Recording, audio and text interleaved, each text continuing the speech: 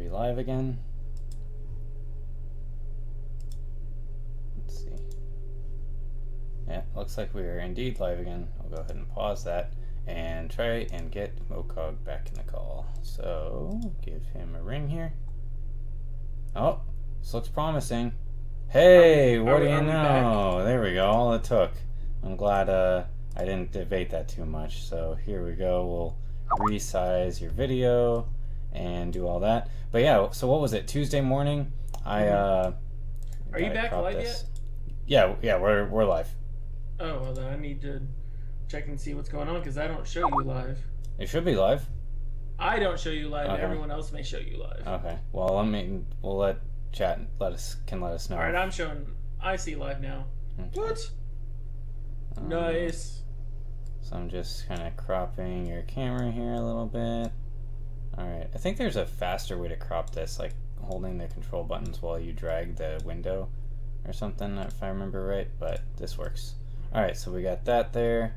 And we can drop that down. Hey, what do you know? There we go. Actually, maybe we'll move Mokog up just a little bit. I think that's better. All right, there we go. Your beard's looking pretty luxurious. Pretty luxurious there. I'm liking that. It's looking pretty good. But yeah, so we got it. Okay, we got everything going again. We are back on track. Let me bring up the show notes. Which I will probably not be able to view quite as well as I normally would. But yeah, so what was I going to say? Monday morning, I wake up and I'm checking my email before taking care of other stuff in the day. And I noticed that my monitor was turned off. One of my second monitor was turned off, because I usually have two monitors on my computer. And so it was turned off, and so I tried turning it on, and it turns out it was already on. And whatever reason, the backlight... Basically, long story short, the backlight died to it, and I gotta go get a new monitor now. So my beard has apparently been decided by Skype to be too luxurious for internet casting. For it has already been told that it is blinding people with its spectacularness. Why? Okay, so now is this what's going on? All right, so that was weird. I'm going to re-add you on the Skype because you're bugging out. All right, so here we go. Let's try this. Third time's a charm, or something thereabouts. This is much better. I think I know what it is my beard is like, breaking the stream. Skype it has to go. Yeah, Skype does the like picture in a picture thing on its thing sometimes, and that always messes with XSplit a little bit. But you have to just close it, and now we're good. All right, so let me rearrange my windows here. I gotta size down the resolution on Hex so it'll actually fit with everything else we're doing today. And yeah, so thanks everybody for bearing with us as or me specifically, as we have some technical hurdles to get over. But alright, so this should be fine. That's as good as that's gonna get. We can minimize Skype. I'm trying to like really use every little bit of screen real estate here that we have. That's going. We have the show notes more or less. And we're going to break it all as soon as we start trying to show stuff off. Yep. It's going to be very tricky to show stuff off. I should have preloaded all of it, but we were already running behind schedule. All right, so now that we've gotten things going, let's and now the camera's messing up again. What the hell? This is annoying. All right, but it's whatever. Yeah, I'll try fixing your camera one more time, and then we'll get on with the show. Well, why don't you run through the show notes for me? I will run through the show notes while we run through our technical difficulties. All right, Beard, let's do the show notes. All right. Okay. We are on our 74th episode of the General's Tent so far, our second of the year, and we've got, oh my god, a whole bunch of stuff going on. So we have a little bit of community stuff going on. So we had the top 8 finish, those top 8 deck lists from the Diamond Cup. That's kind of our big weekly thing, as well as the weekly tournaments going on. Official news, jam-packed since the last time we had a show function. Yeah. Like, literally, they decided that the best way for us to fill our time was to take 2 hours and just talk about everything that came out on the main page. Oh my god, there's so much stuff. And it will just go this. IQ profile. Yep. Clerics. Survey. Announcements. Spoilers. absolutely, absolutely awesome. I gotta say, whatever. Well, we were already talking about the sleeves to some extent, and I think the resolution change messed up the little news feed, maybe. But those sleeves for the Invitational are pretty snazzy. Posters. Oh my goodness! It goes beyond snazzy. Yeah, They're I like them a lot. absolutely beautiful. The design is done well. The color combination, it flows with the tournament. It works well, like highlighting different aspects of the art you didn't see before. Graphically amazing. I'd love to have that same sort of color concept in an alternate art form of the Guardian. Amazing, absolutely awesome. So you, bam, awesome. And like so awesome, I can almost even hear myself as I exclaim through your headphones back into the mic, and like it's like reverb awesome. Yeah. But then in addition to that, we'll talk a little bit about some of the new stuff about doing the invitational. Definitely try to cover as much of our the new PvE spoils as possible, and maybe crack a pack, do a bunch of giveaways, all that kind of fun stuff. All right, so let's figure out what our giveaways are for today. We got crack a pack. We've got and the raffle is indeed active. Let me see. Yeah, and it looks like people have been joining slowly but surely. So raffle's active. General's Tent is the code. Let's see. What else was I going to say? Oh, all right. So we're doing draft code at the beginning, draft code at the end. Yep. Those might be a little bit trickier for me to give out, but we'll still try to do it through chat without me revealing stuff since I'm only using one screen this time. What else do we have? We have our crack-a-pack. We've got our complication stack, and I don't know. Those are our base 4, and we probably will also have our siren giveaway. Mm-hmm. Yeah, we already had the siren go by while I was getting stuff going, but that one doesn't count. So siren giveaway is currently back to just 1 pack. It'll every week that there is not a siren, it will increase, but right now it's just at 1 pack. Very nice, very nice. Then other than that, I think we are ready to jump in. Are you ready to jump in, Function? I am hyped. Yeah, I'm definitely ready to jump in. You're gonna have to probably keep the pace more today than usual as far as telling me what our next topic is. So in that case, what is our next topic? Oh, I think we should go ahead and jump into our community news, and let's talk a little bit about these top 8 deck lists. Okay. So, taking a look at the Diamond Cup top 8, it looks like Future walked away with it, with his deck, and did an awesome job going all the way through the top 8 to the final round and faced off against Biz. And we have some really fun decks in here. Looks like we have cool things like, because this one, if I remember correctly, was the set 3 only constructed. So there's no set 1, no set 2, all just Armies of Myth, right?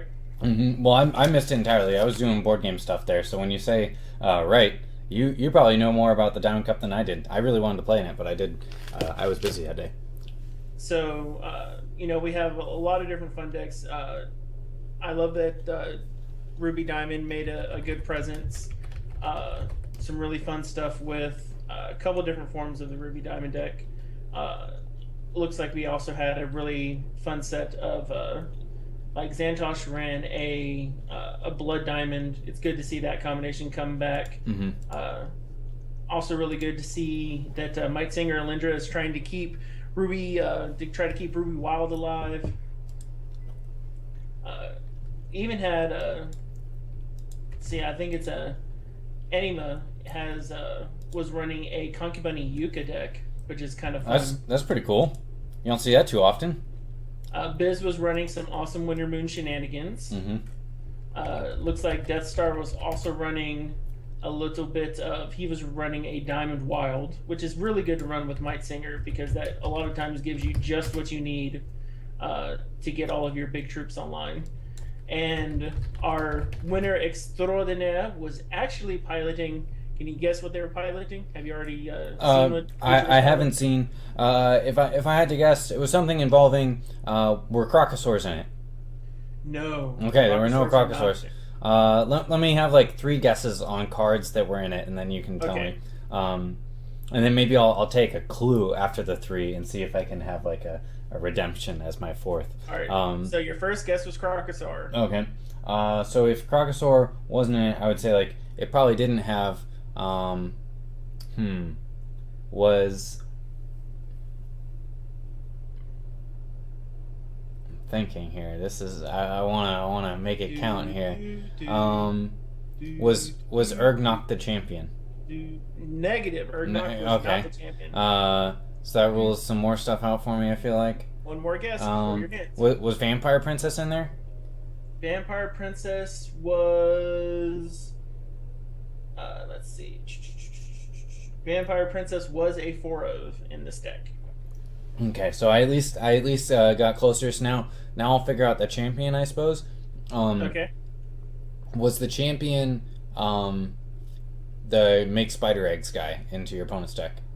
His champion was Zorzim of Cold. Oh man, I'm on fire here. Those are your 3. Okay. Well, I mean, 3rd was Vampire Princess, so I think I was on a pretty good roll there. I think I narrowed it down finally. All right, so as you may have already guessed at this point, he was definitely running a form of the Spider Egg deck. Mm-hmm. Now, the interesting things, he's running the 4 Vampire Princess, he's running the 4 Finteos, he's running the 5th book of Daharsis tech, making really great use of Exarchs and Brood Barons. So we're looking at a Blood Sapphire mixture, of course.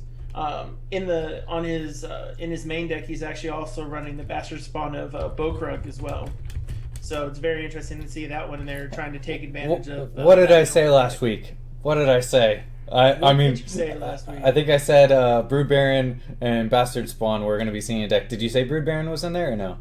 Brood Baron is in there. He got 2 Brood Barons and a Bastard Spawn for some tech in there. I said Bastard Spawn might make it as tech in one of the decks, and I wasn't saying that very seriously. I didn't think that was actually going to happen, but it did. Well, it actually makes a really good bit of sense for when you're running especially when you're running Brood Barons in there, because taking out half of that deck, you're going to keep milling out. So if you hit like 100 spiders in the deck, at that point, your opponent probably has a legit 40 cards left in there. Mm-hmm. One hit from that Bastard Spawn decks them immediately.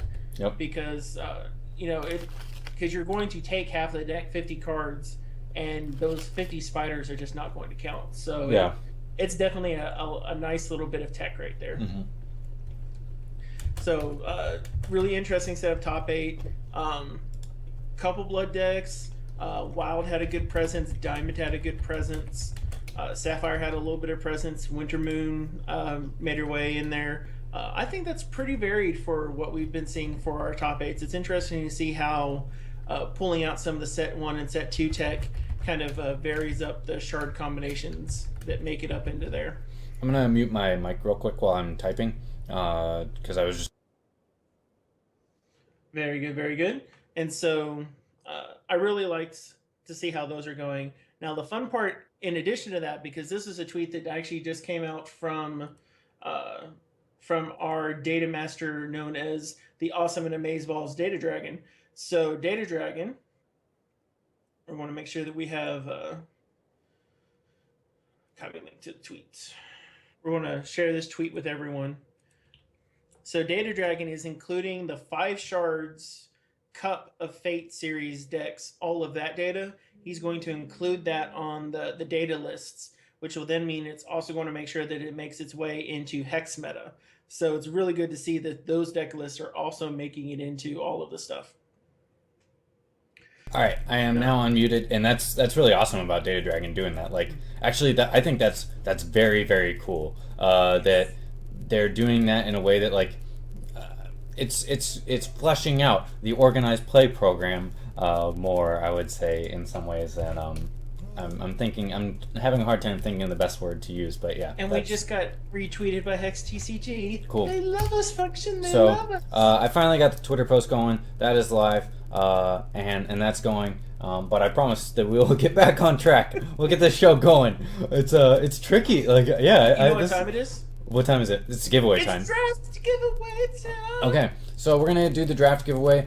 There's not actually a whole lot of people entered in yet, so I'll give people maybe another 2 or 3 minutes to enter on in and make that happen. But I'll say this: the Diamond Cup sounds like it was a lot of fun this last weekend, and it was like, as Hacky was saying, it was very diverse as far as deck list went, which makes me even more bummed that I missed it, because those are my kind of formats. I like where you can just kind of build wacky things and get away with it a lot of times, or just do some nifty stuff.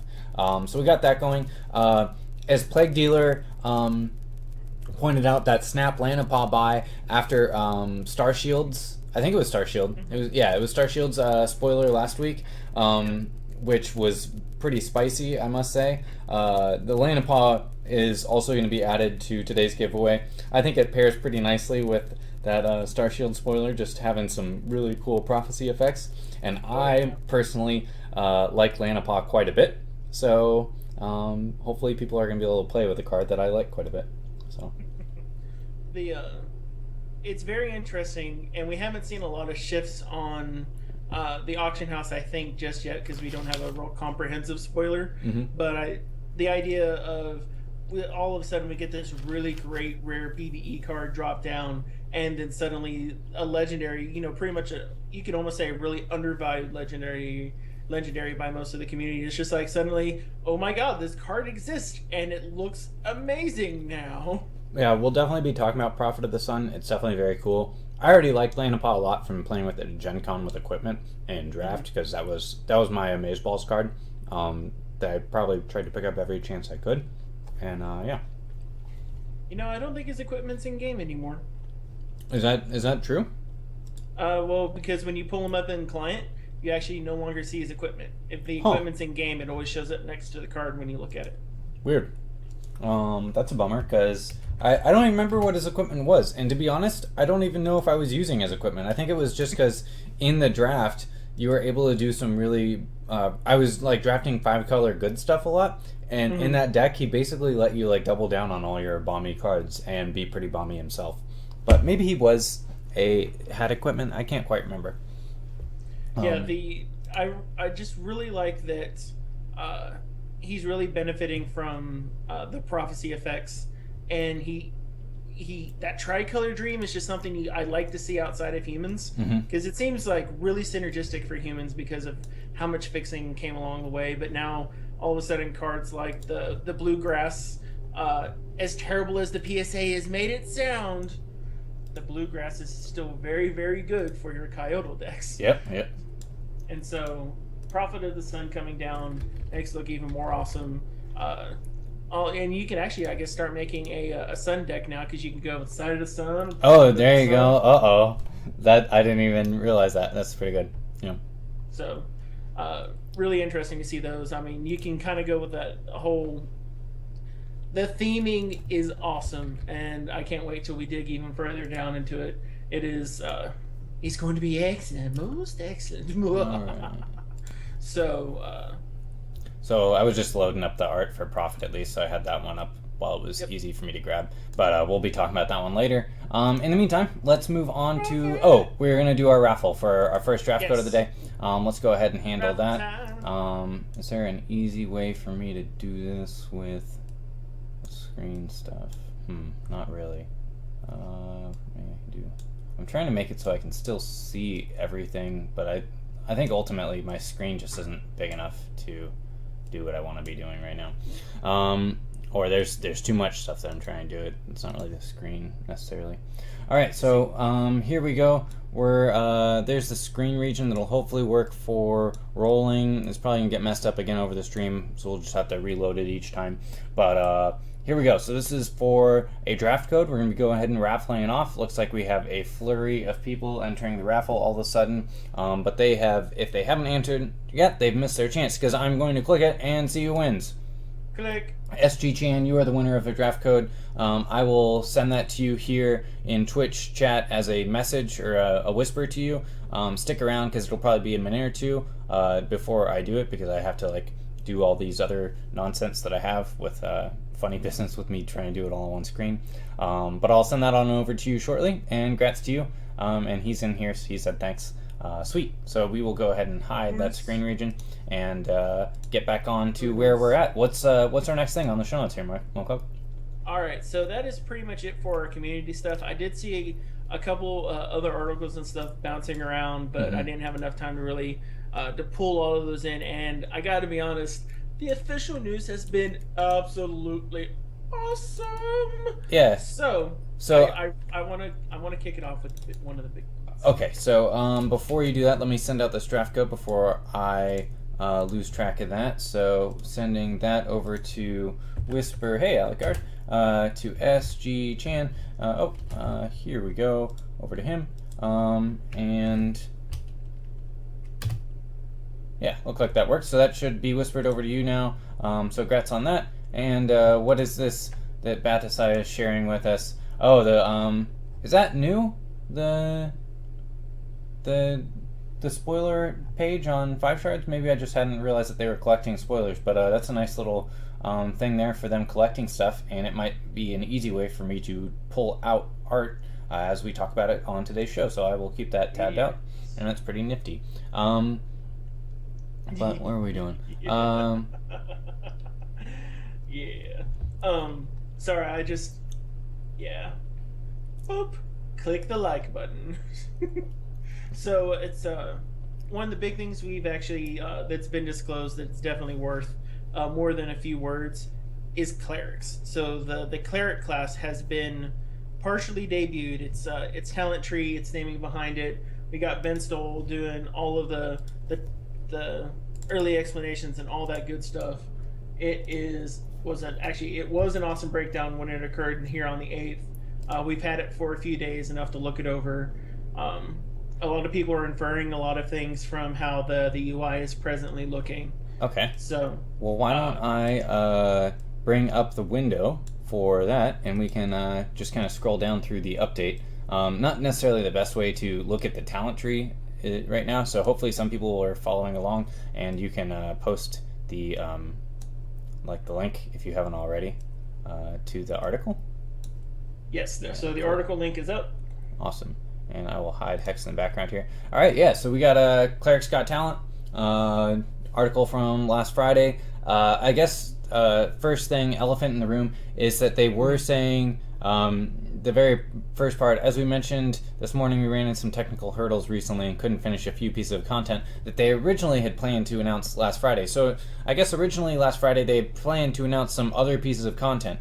For me, that doesn't necessarily mean that they were planning to announce a launch date on PvE. We know we're expecting it pretty soon. That's what Corey had said previously. But when it says like pieces of content, I expect that they were going to show off some videos or like show a dungeon run through or something like that. Like we're actually going to see more tangible stuff, which is kind of surprising because this already had a lot of very meaty substance to it. This is one of the most I would say substantive. I can't say it right. Yeah, substantive articles for as far as PvE goes that we've seen possibly since Kickstarter. Like this has a lot going for it. Oh yeah. So the I like the general layout of how you're going kind of through your character creation. You know, the automatically all dwarves are male. You don't have any female dwarves. You can see kind of where things go. The class indicator was kind of a curiosity of whether or not you can only have like three classes per race. We had some other information from non-official sources that every race is going to be able to, and I think that's also corroborated by some of the older info. But we know of certain amounts that are there on that screenshot. I really liked the background information. Have you ever zoomed in to read some of that background information? I actually haven't. But on the same topic, because we'll talk about the background information, because it sounds like you're pretty excited about it. I do want to say the art for this dwarf is absolutely amazing. Like I am in love with this art. I really, really like it. Oh yeah, I mean, because he's got the cleric staff. He's got this whatever fiery thing that he's got going on. Is he loading a blessing? Is he about to shoot a cannon out of his hand? You don't know. It could be both. I think my part is I like the job they did with the coloring. Is that for the most part it's all earth tones except for the gems, which are like the kind of the focal points of the piece. But I just really like the way that they used like the browns and the whites and the kind of like grayish navy blue thing going on his chest. It's most definitely. I like the color composition a lot. So the fun part about dwarf clerics, and it's a little hard to read, but I've got it like zoomed in here, and I know it'll be really difficult to read there on the stream. Dwarf clerics preach the idea of a great golem that lives at the center of the planet and controls everything that happens on Entrath. They are deeply connected to the idea of machine supremacy. I just love that this tells you, you kind of get their understanding of what the cleric is about. They're all about, trying to get in and see what the center of Entrath is at that point. You want to get to the center of the planet so that you can confirm the Great Golem. The idea that there's some tangible controller at the center of the planet, and then also that there's a machine supremacy.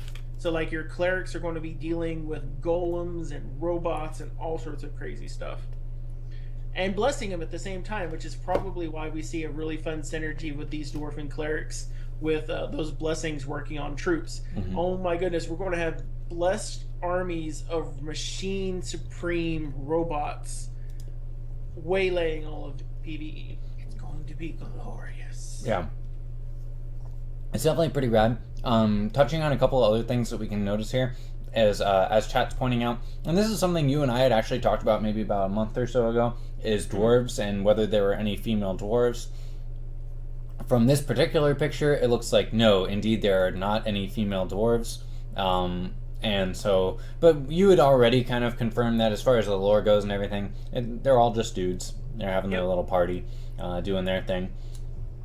Also, and part of that is because they're also all made. We don't know the process exactly of how they're different than like a robot. But when you get into like some of the flavor texts and when you get into some of the stories, there was like even some talk about the idea of what's the real difference between a dwarf and a robot. Is it just because the dwarf can emote and the robot hasn't been programmed to yet, sort of thing? That's interesting. So. And then also here, we only see cleric, warrior, and mage. That's another thing that's been the focus of quite a bit of speculation over on the forums, and whether or not that means that dwarves can only be cleric, warrior, and mages, which seems off to me. I mean, we already know there's dwarf rogues like Reese and stuff, so I think they'll be able to be all of them, but why it only is showing here 3 here is definitely interesting. So, and there's been a lot of talk about that, whether it means that there's just another tab, whether you're unlocking stuff, whether they're going to be available at the beginning, like all kinds of different potentials there. But why don't we ready to move down to the system itself and talk about some of the stuff here? Yeah. Okay.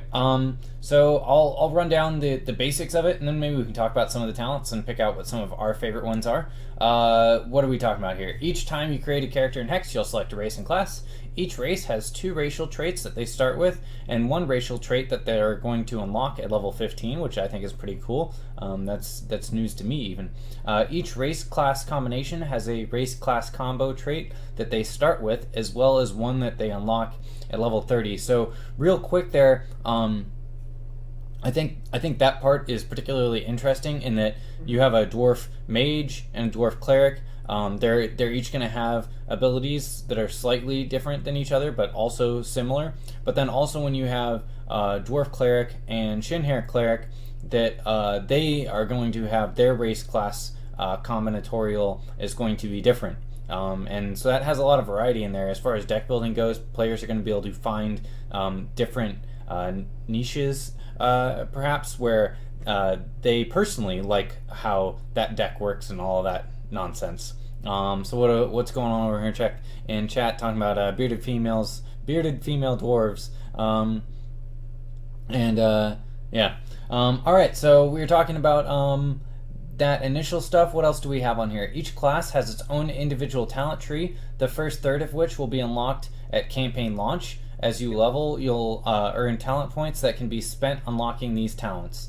So from the sound of that, I would imagine that we might only have access to this first part of the tree when they release PvE campaign. But here, let's keep on reading and see if it talks about unlocking anything further. Classes also have unique starting stats, and the cleric arguably has the best starting stats of the bunch with 22 health and a starting hand of 7 cards. Every class has a unique charge power that they start with. Take a look at the talents below by mousing over the corresponding icon. Remember that 1 or 2 indicated on the icon tells you how many talent points it will cost to unlock it. So there's quite a bit there going on, and maybe we can take a look at some of these talents. That sound good to you, Moko?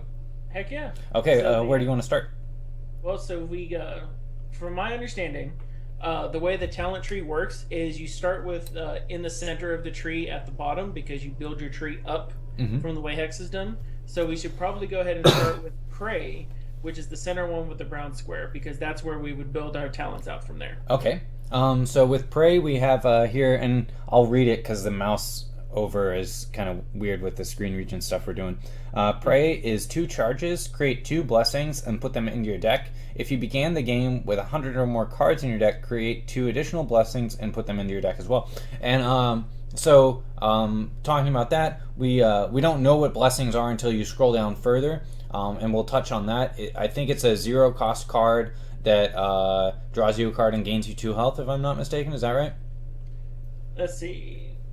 Blessing is 0 cost, basic action, blessing subtype, gain 2 health and draw a card. Yeah, so important notes here is it is an action, so it'll trigger off things like Renlock, or also equally as important, Kindling Skarn and Sunsoul Phoenix. I expect both those cards to be pretty spicy with the just a scooch. Yeah, there's a lot of potential there as far as things that they'll be able to do. Also, if you're ever using effects that are going to let you get cards back from your crypt, you could be getting these blessings back as, like, maybe you're getting an action back and you don't have a whole lot of stuff there to access, but even if you have a blessing in there, 2 health and drawing a card is definitely not a bad effect at all. So having access to potentially like draw a card out of your crypt is always pretty nice too. So we'll scroll back up now that we looked at the blessings. They're pretty cool, I would say. And then another part on Prey that I like particularly a lot is that it has this way of encouraging you to perhaps build your deck a little bit differently than you normally would. With the 100 cards in there, you're going to I would say double down on the blessings, but you're actually getting more of a benefit than you would otherwise. The ratio is higher as far as starting deck size to blessings, and I think that's pretty cool. Well, and especially when you factor in several of the talents, because one of the talents is this Friend of Jankbot. And so if you have 150 more cards in your deck, you start with 2 additional charges. So the idea being is that you have can immediately blessing right off the bat. So you'll draw your hand of 7. You immediately get 1 additional artifact there at the start of your hand because of one of your blessing rod, and then you get 2 charges of being Friend of Jank. Immediately create a couple blessings; those are getting tossed into your deck. It is kind of crazy, and if some experience with some of the common uncommon builds that you can do with Ruby Sapphire Jankbot dwarf decks is any indication, it's actually really powerful to put together some of these Jankbot decks. I'm not quite as big a fan of going all the way up to 150 when this encourages you just at 100, but I mean, really, the benefit you're getting of going up to 150 is only 2 charges. That seems pretty minor to me, I gotta say, but that's not to say that there might be more things that synergize with that 150 number, and I think if there are, then it starts getting much more attractive, and I would be more excited about having the deck size be that high. I think right off the bat, just to use Jankbot and use the charges, 150, not quite as exciting, but it's still pretty cool, and it's a nice little synergy. I think the other part, so now we're talking about the race traits, is maybe where we should have started anyhow. So we're talking about this Friend of Jankbot is one of the racial traits. So I think that in that case, all dwarves are going to have this Friend of Jankbot. It does feel like kind of a loss. I don't know what the other races are going to look like, but if this is one of the dwarves ones, it kind of feels like a throwaway trait in some senses. Is if you're not putting this to use, you basically, the dwarves have 1 fewer trait than everybody else, is one way to look at it, kind of, right? That makes sense. Yes, it does pigeonhole them a little bit on some of their deck building, but you can make the argument that some of the orc talents and traits pigeonhole them into aggressive playstyles. Mm-hmm. From one of those things of it may be one of those where we see kind of a general use talent, a pigeonhole deck building guiding talent. Yeah, I like and that. then some other stuff like that. So it's really easy to see as a limiting. If anything, it's a hey, robots and larger card decks are actually a usable thing for your playstyle. Here's a benefit to doing that. Hey, Data Dragon. All right, and then dropping down the data knowledge. While we're talking about race traits, we might as well finish up the rest of them. Armor +1. Have we seen armor? Okay, so yeah, it tells us right here. They have explained armor. Okay, good. Armor is a new mechanic that is unique to champions and being introduced with the campaign. While a champion has armor X, the first X damage they would receive each turn is prevented. So that's pretty nice. It's not really snazzy. It's not necessarily like each damage from that source is prevented. So if you took 10, or if you took 1 damage 10 times and you had armor 1, you're still taking 9. It's not like it's preventing the first damage from every source, but it is giving you like almost like a replenishing life total every single turn. And it seems like to me that if you're able to increase your armor higher, oh man, you could become pretty powerful, I feel like, especially with it seems like that ability is for all dwarves, that they have the stone body. Yeah, that's going to make dwarf warrior types so awesome. Yeah, it's going to be really cool, but also it feels like it pairs really well with the cleric itself. Is that if it's gaining life, like the dwarf cleric is really resilient, is what I would say. Yes. So I like this armor idea. It's pretty nifty, and we'll talk about the last of the traits here is at level 15 you're going to unlock this one, and it's at the start of each game, create a random artifact and put it into your hand, and your max hand size is increased by 1. I think that's pretty cool. It kind of just plays well with kind of the wackiness of some of the dwarves like Reese and other effects where they're creating artifacts or robots or doing whatever they're doing, and it fits overall into maybe what they're trying to do with some of the talents here as well. It sounded like some of them are going to synergize with having artifacts or constants in play. So that Master Artificer, I think is pretty cool. The one part is it also changed your play experience from game to game. One game you might have a charge bot in your opening hand, and the next game you might have a Argus in your opening, or a Tectonic Mega Hulk. And all of those could potentially be good. Or a Goblin Cooking Pot. Yeah, or a Goblin Cooking Pot. All those could potentially be good in any given situation. So it's just kind of cool to see what you might get in those. It'll be like a little fun opening presents. You could also have an Automatron too, or a Warped Stone, or a Slaughter Gears. There are a lot of options out there. All right, so we'll talk about the race class stuff here real quick, and then we'll go back to the talents. I feel like today we'll probably be spending quite a bit of our time talking about these, so maybe it's time to have another raffle here pretty soon. But we'll finish up at least these two real quick. And okay, so what are we talking about? Blessing Rod here is start each game with a Blessing Rod in play. We'll go scroll down and see what that is. But it has spoilers right there. 1 cost artifact. When you play a blessing, gain a charge. This is going to let you pretty much, once you get the Blessing Rod out and once you get your first blessing played, you're going to just be using your charge power almost every single turn, I feel like. But on top of that, this could synergize with stuff like Arena Regular, where every time you gain a charge, it's doing damage, or Reactor Bot, or all kinds of other cards that mainly were from set 2 that are triggering off of charge gain. Yep. Yeah. Absolutely. Go ahead. A lot of fun stuff, especially because how a lot of the bots do. Charge bots, Charge Hulk will be doing some really awesome stuff here. So, and if we get the opportunity to take our created characters into the arena, oh my goodness, Warbot is going to die so often against the dwarf decks. Oh, I know. Yeah, it would be pretty nice to be able to run your class into the arena as well, being able to grind there if you so chose. All right, so we were talking about those. We want to have another giveaway, and then we'll talk about the rest of the talents. I figure you were excited to talk about these, and I'm excited to talk about these. It'll probably be take up most of today's episode. Talent tree review! I'm just looking real quick under official news, what else we need to talk about. There's the survey invitational announcement from, was that this morning or yesterday? That is from today. The survey and the invitation are from today. And then shout out to our man JJ, who we've already kind of given congratulations to, but they finally had his spotlight article, so we'll talk about that as well. But in the meantime, let's bring up the raffle tool again. And so what are we raffling here? Are we going to do the Lanapaw, the Crack-a-Pack, the Convocation Stack? I guess those are the 3 that we still have currently. Yeah, so what we have left. So we have our draft at the end, Convocation Stack, Crack-a-Pack.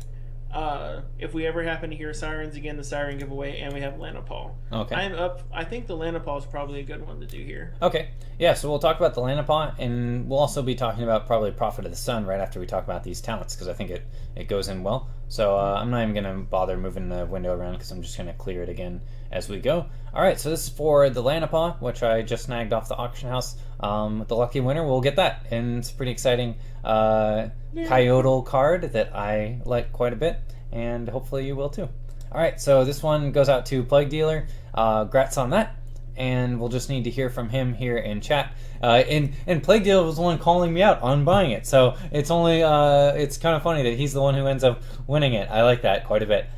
So as soon as we hear from Plague Dealer, I will close this window and we will get that going. I'll need your IGN and I'll get that sent on over to you in just a minute or so. But grats on that. And there he goes. In-game name, Pandemonium. Sweet. Nice. That'll be sent out in the next couple minutes over to you. And now that that is taken care of, we can go ahead and... What is this? This screen region right here. Is this also screen region? Yeah, so we can hide... delete that as well. Alright, cool. Yeah, no, you're very welcome. Congratulations. And I will move this over so I can read chat again. Should we reset the raffle now, you think? Yeah, I think it's a good time to reset. Okay, so what do we want to change it to? Let's see, what was our last one? It was General Step for our last one, right? Yeah. We want to do something clerical based? Or... How about Cleric's Rock? Cleric's Rock, okay. Mokog is excited about those clerics. Yeah. What if, without knowing too much more about the other classes, what class do you think will be the first one you make going in? Like we know for sure there's warrior, mage, and cleric there because those are actually on the thing. But then we also have an idea that there's a hunter because we were playing with that at Gen Con. There's a rogue and there's a warlock. So clerics, rock. So if I had to guess, if all 6 classes are going to be available here for the first launch of PvE, we're probably going to start with the hunter. If the hunter is unavailable, we're going to go with the mage. Okay, cool. I like these clerics quite a bit. I like the potential to generate a lot of charges that they offer, and those blessings seem pretty nice, I gotta say. And it definitely seems like you could make what is a very resilient deck. I guess that's the whole theme of the clerics, and that you just kind of swing for the fences once you get far enough. So Cleric's Rock is the new raffle, and it is indeed active. We've got a couple people entered in there, so thank you for that. Yeah. And now we will get back to talking about the talents right after I grab some more water, because I drank all of my water. So I will be right back real fast. Oh man, it's gonna be cool.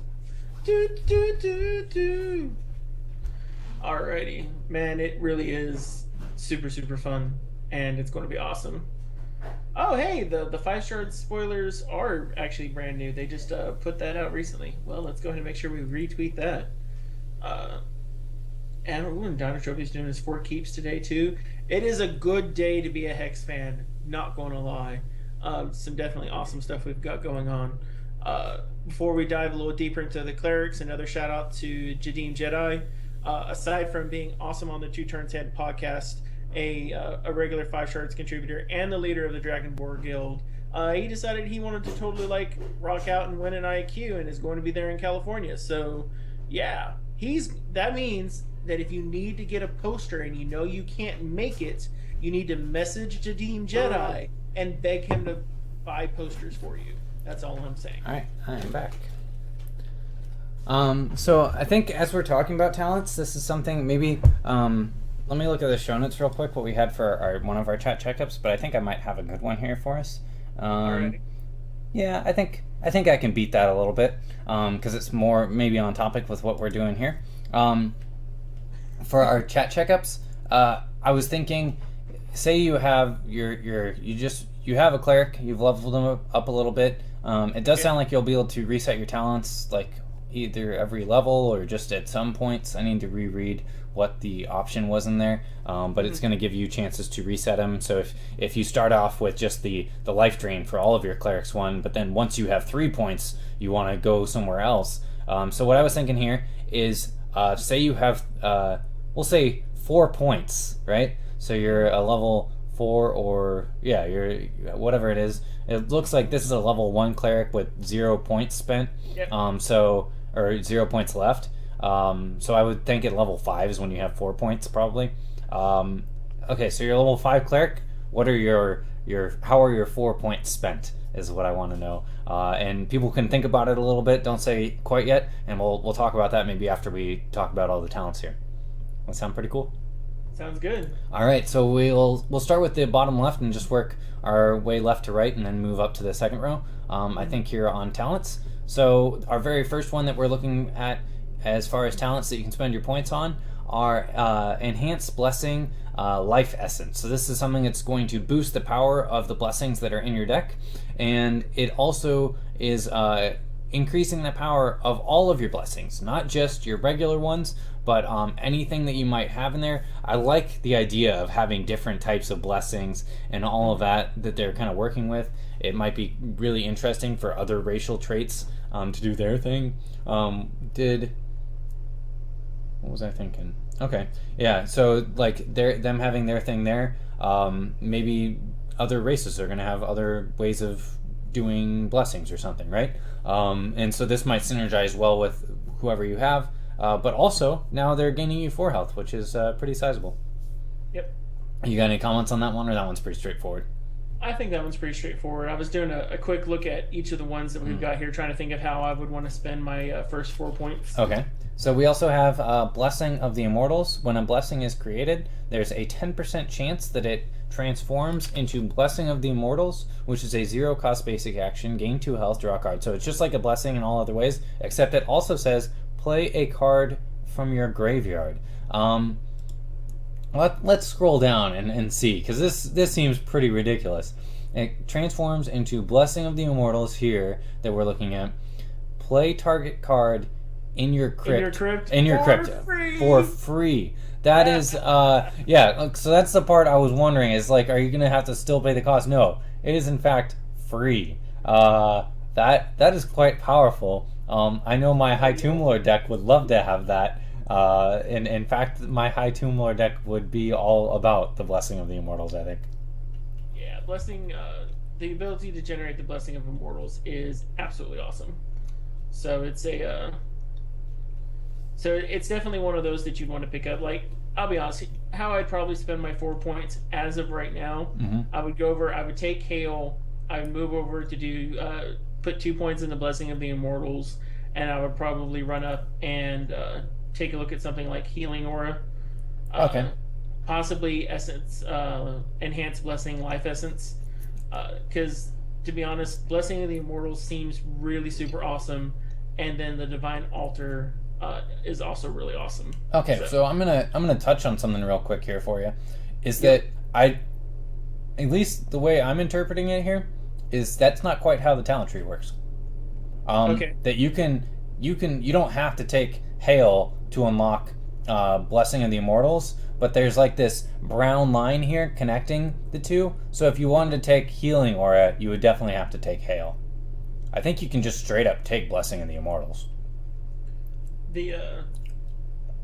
That may be possible, and I don't disagree right off the bat, because until I get a chance to fully knock it all out, my thought is that you, for wherever you start in, so we could start at anyone at the bottom, but we started off at Prey, and so if we started off at Prey, where would I move to next? Was my thought. So you think Prey isn't naturally unlocked? I would think it is, or else what's your charge power for your character? Well, that's just it. So you get your unspent talent point at level 1, automatically goes into prey. That was my thought. Okay. So that way, when you get to level 5, you have 4 unspent talent points. How would we move those? Like, for what we do know, you have to have... it looks like you can probably do Blessing of the Mortals because it's not connected by any of the brown lines. Yeah. But you have to have Hail before you could get into Healing Aura, Aura Aspect, or Good Karma. That upper area. And then to get Altar, you'd have to run into... You could go Affinity Cleric and then go into Divine Altar. So I suppose technically you could go Blessing, Affinity Cleric, and then level 6 Divine Altar. All right, so we're talking about Blessing of the Mortals. Definitely gets a big thumbs up for me. Seems pretty powerful. And I just want to touch on one more thing. Is that's for every blessing you create. So naturally you're making 2, but if you have more than 100 decks or 100 cards in your deck, you're going to be making 4 blessings. And that means you have 4 rolls of the dice as far as did it hit the 10% chance. And I think that like when you're generating way more blessings, you're going to see those immortals more often, I would think. Especially since none of the blessings have any cost, that you just kind of chain them into each other a lot, like even easier than you chain those ancestral specters from Ancestors Chosen. Moving on, we have Hail, which is +3 starting health. I will say, right off the bat, I would think Essence, Blessing, Life Essence, or Enhanced Blessing is a little bit better. You're probably going to gain more life from that over the course of the game. But if you're more concerned with how much you have at the very beginning, then yeah, Hail is probably better, especially if you were up against some aggressive deck where you might not have a chance to draw the blessings to stay alive in time for the other one to matter. Well, one of the things I think is probably a good difference here is that Hail is a requirement to get to the next set of talents. Oh, those aren't linked. Yeah, you're right. Okay. Yeah. So you need Hail to get awesome things like Good Karma, Healing Aura, and animation, Aura Aspect animation, to get those pretty cool talents, because those are also really cool talents. Yeah. But if you decide to go the Life Essence there, you're really enhancing each of your blessings and then jumping it up into Empowered Blessings, which is also really, really good. Yeah. All right. So moving on, Hardy is just like Hail. It just connects to different talents instead. And then we have Affinity Cleric, and this is perhaps one of my favorite ones because it seems like it would enable some funny business. Is Cleric? Oh my goodness! All direct damage dwarves with life drain. So, I'm glad I'm not the AI. Yeah, clerics that begin the game in your deck get life drain. So Righteous Paladin right off the bat can buff himself. That's the spot my mind went to initially.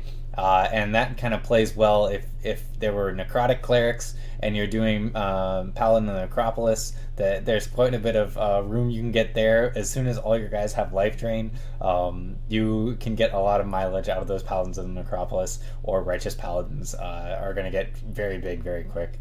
So I'm liking that one. I think it's pretty cool. Ideally, flavor-wise, you should not be running Paladins in your Underworld Dwarf deck. Flavor-wise. Yeah, but, we're all about just making all kinds of life, and you gotta put it to use somehow. Min-max-wise, recruit that. Recruit that Ardent Paladin. Yeah. And then we're moving on over to Righteous Path. You begin the game with a Monument of Faith in play. I gotta say, right off the bat, before I even look at what Monument of Faith is again, I already looked at it on Friday, but I don't remember again off the top of my head. Before I even look at it, I want to say right off the bat, this is super cool. One of the things way back when we were just kind of talking about talents and classes like a year and a half ago, was abilities that let you start with stuff in play are ones that I am all about, and just that sounds super cool to me. It just kind of makes if you're building around whatever it is, it just gives you more deck building options, really, because you know what you can always depend on. So Righteous Path gives you a Monument of Faith. Let's scroll down and see exactly what that Monument of Faith is. So troops you control have Steadfast. In this case, if you had all clerics, you would have a team of all of the guys on your team are steadfast and life drain. I think that's pretty cool. But also, there are quite a few cards out there, especially some of those Coyotal, which can get a little bit of extra oomph out of them when they have steadfast, whether it's attacking with them and then activating their power, or just being able to attack and defend at ease. And well, the really fun part here is that, you know, the dwarves are getting a little bit of specific stuff in their race traits and their race combos. But all the stuff we're looking at, I love how you've been pulling in the other races into here. Yeah. Because this is where all of our other clerics are going to have, for each of the other classes, the same thing in addition to that. So, I mean, just you can see the human clerics just running life out the wazoo on those Ardent decks. I struggle to think of to think of Ardent specific Jankbot decks, because if I'm going to run 100 plus cards, I'm running 100. You might as well get the extra bonus by going this way. Yeah, totally. Now, to see Jankbot outside of dwarves will be interesting to see what kind of flavor that can take on. So I want to see it, and I still think it's cruising for awesomeness. Also, going over here on the Blessing Rod and the Monument of Faith, makes me think of stuff like Rocket Ranger, right? So in that case, you have the Blessing Rod. This would only work with the Dwarf Cleric, because the Blessing Rod is specific to the Dwarf Cleric. Maybe the other dwarves start with stuff in play as well that benefits their particular class. But the Blessing Rod and the Monument of Faith are making the Rocket Ranger himself that much closer towards being able to get off the ground. And I kind of like that, you know, some of your synergies are already unlocked. So that's pretty cool. Come on, Clarissa. Why are you being weird? Clarissa meows at it all. Come on. And now you're just going to rub your face on the chair and kind of like put your paws up on it? Alright, come on. I know you're going to come up here. Are you going to come up or not? Oh, there you go. What a good cat. What a weird cat. Yeah, she is being a pretty good cat. Now, what was I thinking? So it's definitely one of those where I can't wait to see how all of the other races are going to be utilizing all of their fun traits and abilities. And Dead Jack Pit wins. That is indeed a siren in the background. So you win a set 1 pack. I need to still send Plague Dealer his card, so I'll send that to him right now. And then I will immediately send Dead Jack Pit. Hopefully SG Chan got his code already. Alright, what are we saying? So I needed to copy his IGN here for Plague Dealer. There we go. Alright. And I'm going to send that over real quick here while I'm thinking about it. So he gets landing grants. And that was definitely the first siren of the night. So Dead Jack Pit, I'm going to need your IGN if you haven't already sent it our way. And then I will send you over that set 3 pack that you have earned for your attentiveness. So good times. I like that giveaway. That's a fun one to do. Alright, so Lanapaw sent out to him. And then Dead Jack Pit is just Dead Jack. So I'll get that sent out as well. And then we'll move on with some more of these talents here. We got that, and what are we doing? Attach a set 3 pack on there. Congratulations. Okay, so those are sent, and that's taken care of. We can get back on with the show. Alright, so we were talking about talents here. We'll probably do another giveaway pretty soon, I'm thinking. What the hell just happened with the siren thing? So we always do on every show, well, we've kind of started doing it, is I'm in Chicago and I live close to a bunch of hospitals, so there are always sirens going and they're almost always interrupting the stream. So now we do the first person to oh yes, Paul Schrader, I did get your message and I will send you the stuff probably tonight after a stream. You're the last person that I needed to send stuff to from that stream, and there was something goofy with your IGN that didn't work, but I'll check the message and get that taken care of. So we were doing that, but yeah, so the siren, first person to notice that there is a siren in the background gets a prize every stream. And if there isn't a siren on a stream, the prizes roll over to the next one. So it's like the lottery, right? So good times. Yeah, except our lottery is much easier to win. It is. All right, so we were doing that. Let's get back to the talents. Does that sound good to you, Mokog? Sounds great to me. All right. I love talking about the talents. All right, so let me make sure I got the right screen. Talented. Alrighty. So, enhanced blessing empowerment. You were saying you were excited about this one earlier. This is your blessings have a random troop you control with the highest cost gets +1/+1. It's kind of funny. Like, I guess they just put that in there to speed up the game, so you're potentially playing a bunch of blessings. And they didn't want to have to activate the trigger every time, so they just made it a random. You're probably your best troop is getting only stronger at that point. He's becoming your champion. Yep. And I like that. It seems pretty good. Yep.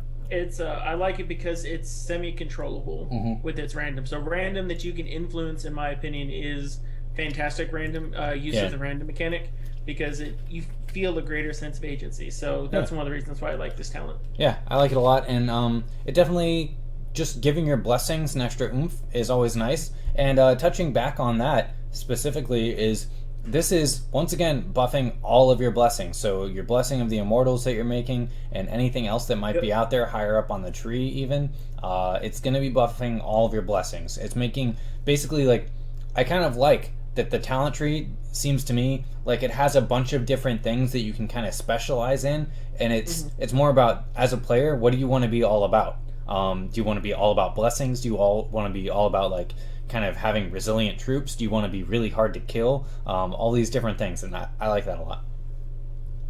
Yeah, most def.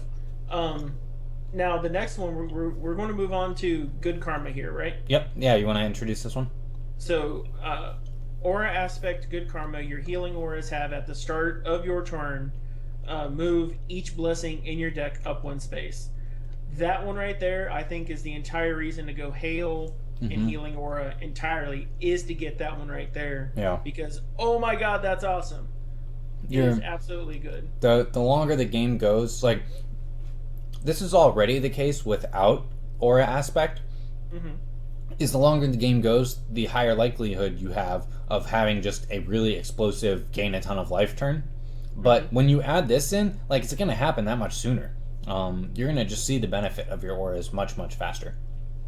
Well, the biggest thing I like about this, you're getting, it's putting up your blessings already. You're going to be running fun stuff that would allow you to start getting the charges every time you're playing your blessings. Like, once you think about right before you hit 15, you can build in this ability to where everyone, it's like having the cards in your deck say, gain 2 life, draw a card, gain a charge, and do all this other cool stuff. Yeah, right. Every single time. And so, and that's the thing to think about these, is because a lot of these, they're zero cost cards. They're things that essentially, because they're zero cost, it's not as like you're really paying for the ability. You know, these are just bonuses onto your talent tree.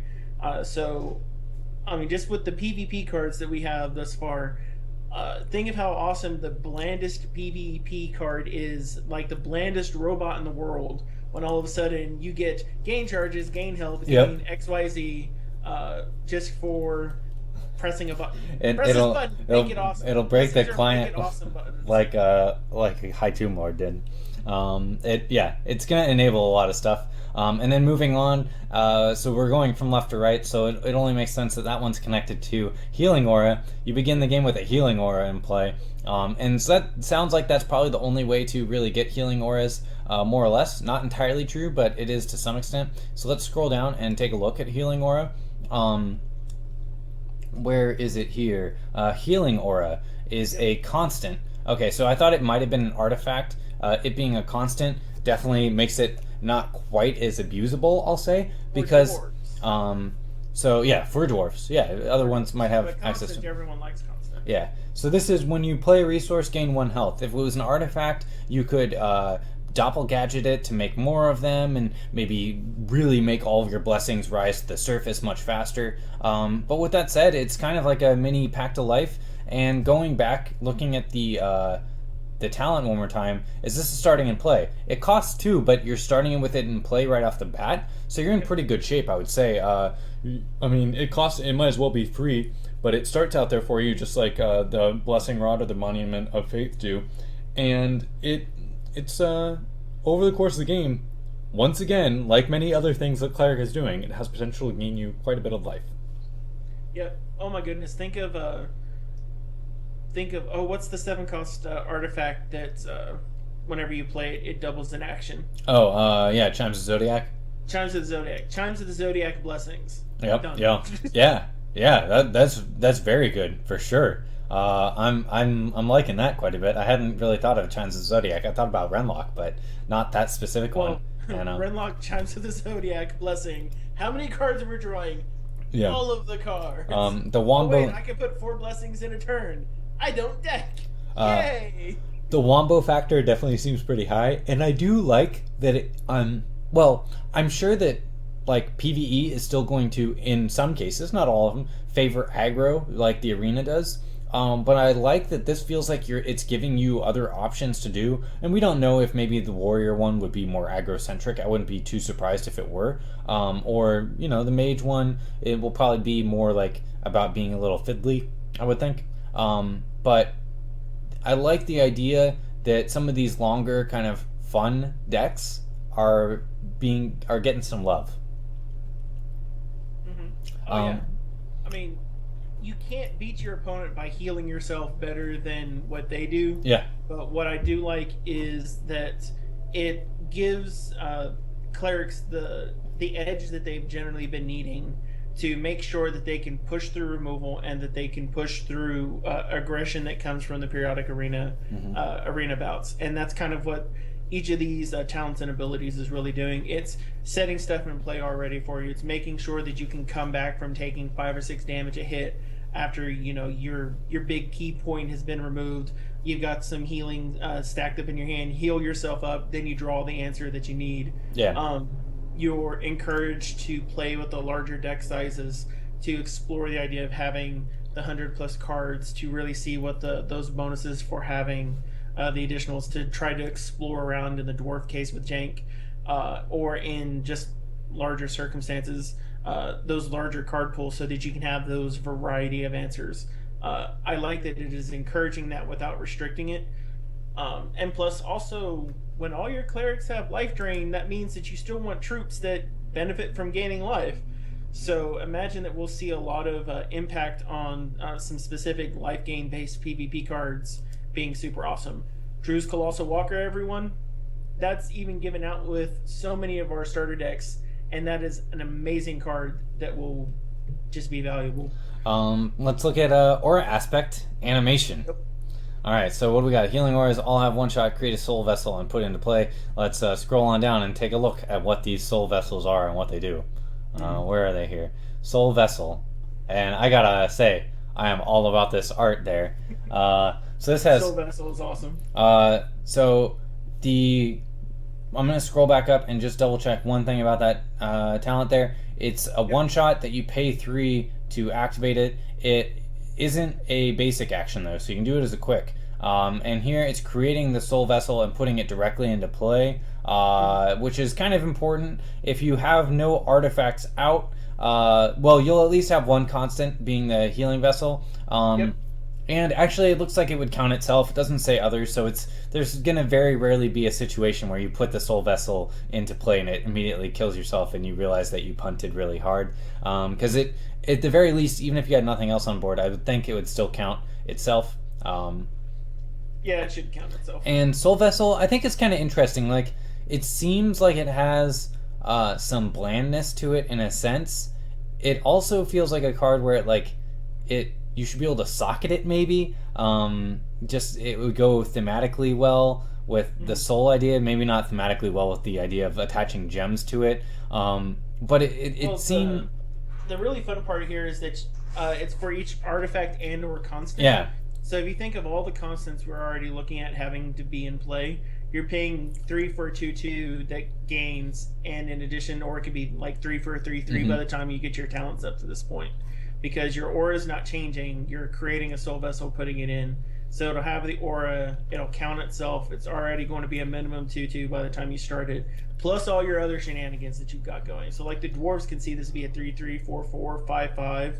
It's a good finisher, honestly. I guess what I would like to see with the Soul Vessel is a chance for it to go nuclear, where like if it becomes a 10/10, instantly sacrifice it and deal 10 damage to the opponent and all of their troops, or something like, something pretty bonkers.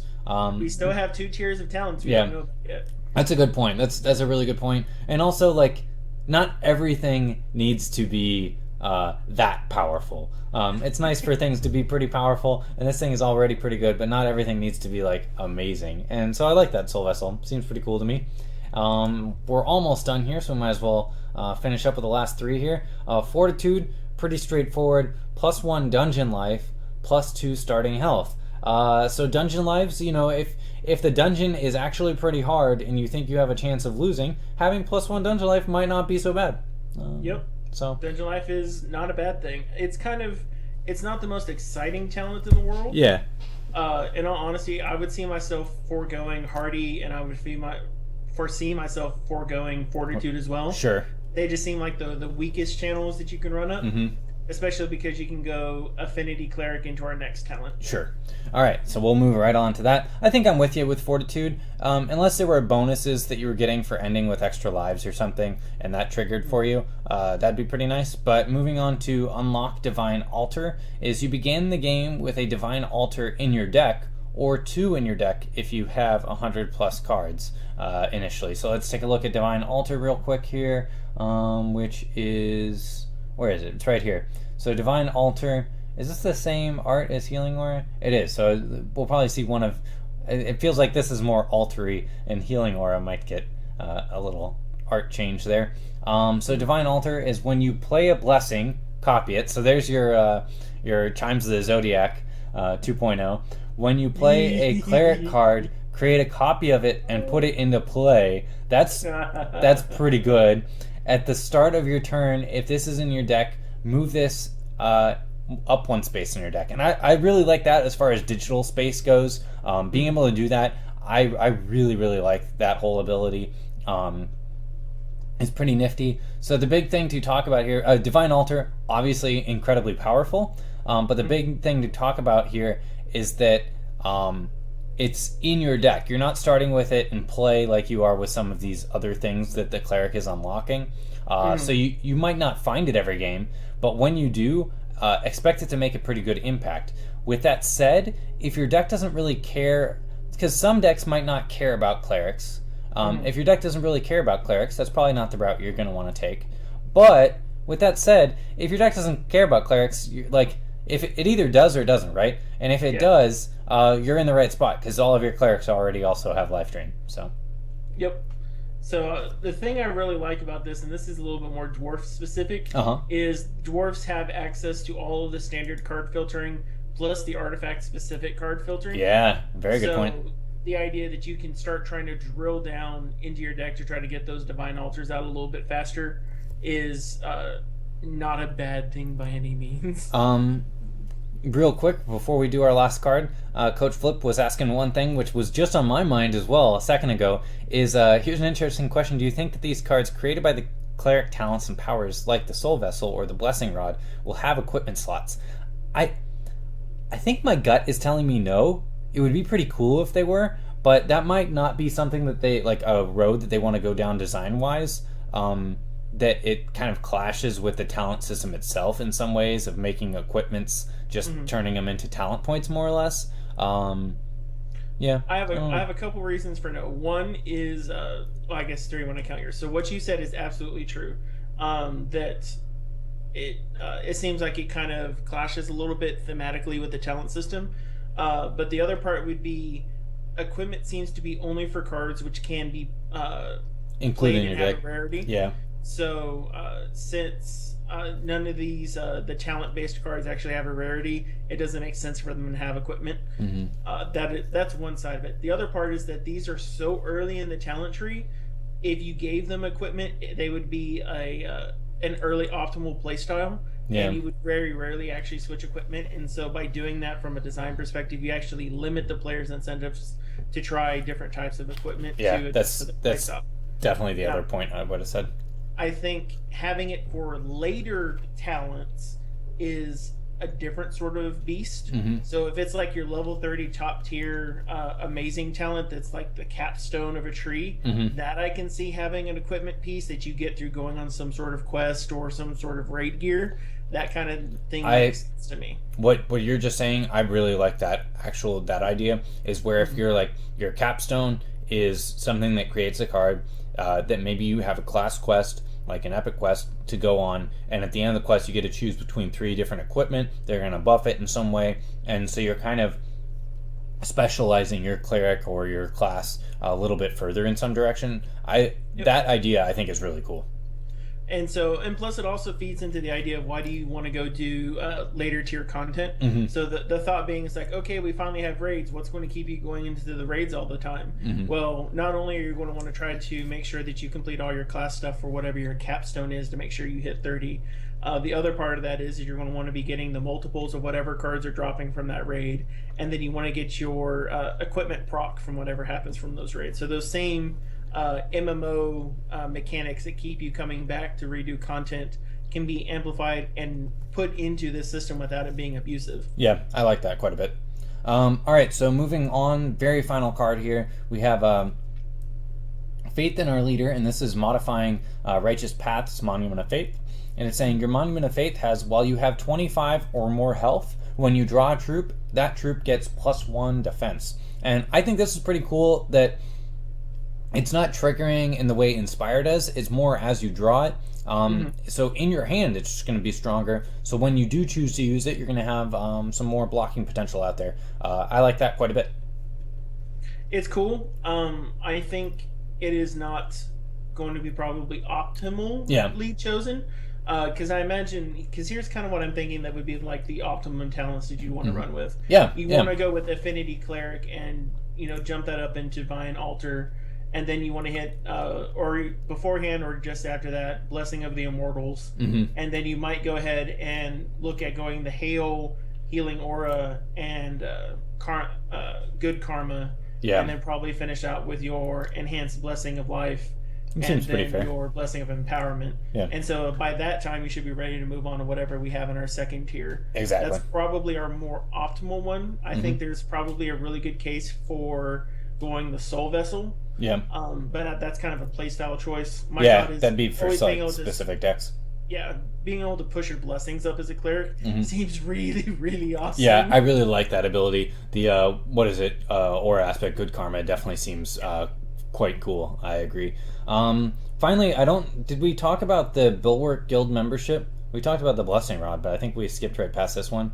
And this one is because we had it as it was just a question mark. Yeah. So this is, I think, one more of the unlockables, it sounds like, once you're higher level. And this is at the start of each dungeon boss encounter. Create a turreted wall, put it in play. It's just going to make you a little sturdy in the early game. They're not going to be able to beat down quite so hard. And you might even be able to whittle away at them ever so slightly. So I think that one's kind of nifty. Well, and I mean, it works for the race combos being a dwarf because most of the dwarfs are going to be running something that's artifact based. Yeah. So you're starting with an artifact, you're starting with a damage dealing artifact, and it basically means that you can start with like 3 artifacts in play right off the bat because of that during a dungeon boss, and then you can run all sorts of kookiness after that. So yeah, awesome. So that is our talent breakdown. We are finally all done with that. So we can move on to a different topic perhaps. After kind of recollecting ourselves here. Otherwise, we're all done talking about talents, right? Yeah. Do we? I suppose. Do we want to go ahead and get the Crack-a-Pack ready to go while we mention the survey? Yeah, I think that sounds pretty good. So we're going to be talking about the survey real quick, and then right after that happens, we'll be doing the raffle for the Crack-a-Pack. So we're using the same raffle that's already going, and we're going to talk about the survey here real quick. Let me bring that up on our window while I have it here. So Hex User Survey 2015. Is this is the one that's on the GameForge site, I believe, right? Yeah. So I think I've already taken this survey. So it's it's one of those things where Hex is always wanting to. The folks, they always want to hear what's going on. We know they read the boards. We know they follow a lot of people on Twitter. We know they check out the Reddit. But the big thing about making sure that you get your input here on the survey is because they ask the questions in the survey that allow you to really to point out and put metrics to your opinions, and that's actually the greatest part about a survey. I know I skip a ton of surveys, but when it's actually something that you care about, it's actually the easiest way to make sure that you take a concerned and caring population and boil their thoughts down to different metrics. They ask a lot of questions. They have a lot of choose what your excitement level is on XYZ, part about the game. Do you like this? Do you not like this? It gives you a couple spaces to where you can put in some commentary. So spend some time on it. Get that into there, because the more people we actually have participate in this, the greater that the greater insight they're going to have into what we're thinking at a metrics level. Yeah, And I was going to say metrics drive so much in any sort of corporate environment, and so the better this metric is from this survey, the better they're going to be able to take what we write on the boards, better what we do on the Reddit, and go, what they're saying on the Reddit is what they've said on the survey. We might need to do this right here. And to make that line easier is important. So a lot of it's like marketing data that they can just kind of collect and get observations on players and be able to make some judgments based on that.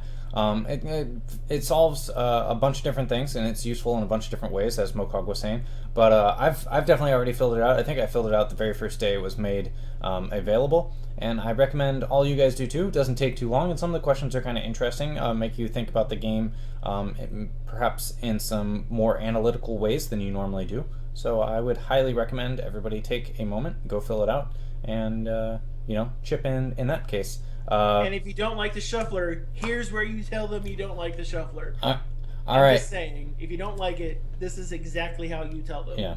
Although, I hope everybody who does spoil on the update. My 2 cents is I hope that everybody who does like the shuffler also says that they like the shuffler. So,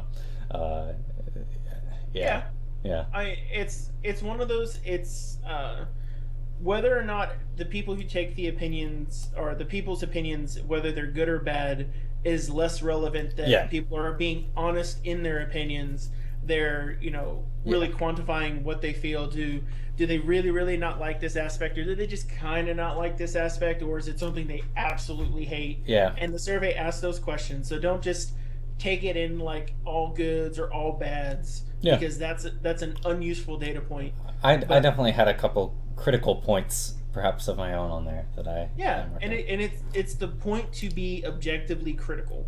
It's the time where no one's going to come back and say, oh, you're totally trolling things because you decided to voice your opinion this way. No, I mean, if you have a legitimate critical point and you get to the open section where they ask you opinion about something and you can write whatever words, throw in an essay. But it's your time. But going on to what Hacky was saying on here is he's almost more excited about the what this art spoiler might be. It's that gold shard that when you play it, it doubles the amount of gold you have in your account. So, that's a little wishful thinking. Yeah, no, I wouldn't mind getting some more gold. I don't have a whole lot right now. How much do I have? I have like 1,000 gold. Yeah, I'm not sitting too pretty right now, but that's fine. It is what it is. But yeah, those talents were pretty exciting. Survey's pretty exciting. I think I can go ahead and close this window here. And what do we have next? We're going to do the Crack-A-Pack, is what we were saying? So yes, the Crack-A-Pack is our next drawing. All right, so I will go ahead and bring up the raffle for that. So far, everybody who's won something today, General Sent spoiler confirmed gold shard. Hex does mean 6, not 5, just saying, as many other people have pointed out as well. That is definitely true. Okay, so let's bring up the screen region here for the next raffle, see who's going to win. We'll go ahead and pull the trigger on that. Thank you everybody for joining in with us today on the General's Tent. Hopefully it's been a good show for all you, and I know I've been having a nice time hanging out here with all you as well. Okay, so Gin and Tonic, you are the winner of the Crack-A-Pack. We'll just need to hear from you in chat, and then we'll crack that pack, see if you're lucky, or if you're stuck with what's not such a great card, like I think last week's card was one of the less exciting ones.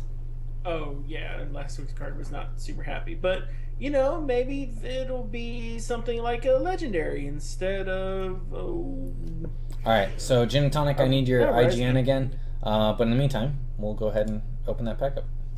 I mean, he could get something like an Ingenious Engineer. That would be mediocre fun. I mean, at least it'd be useful. In fact, it's actually a Dwarf Cleric, which is actually kind of pointless. Yeah, there you go. That's what we get.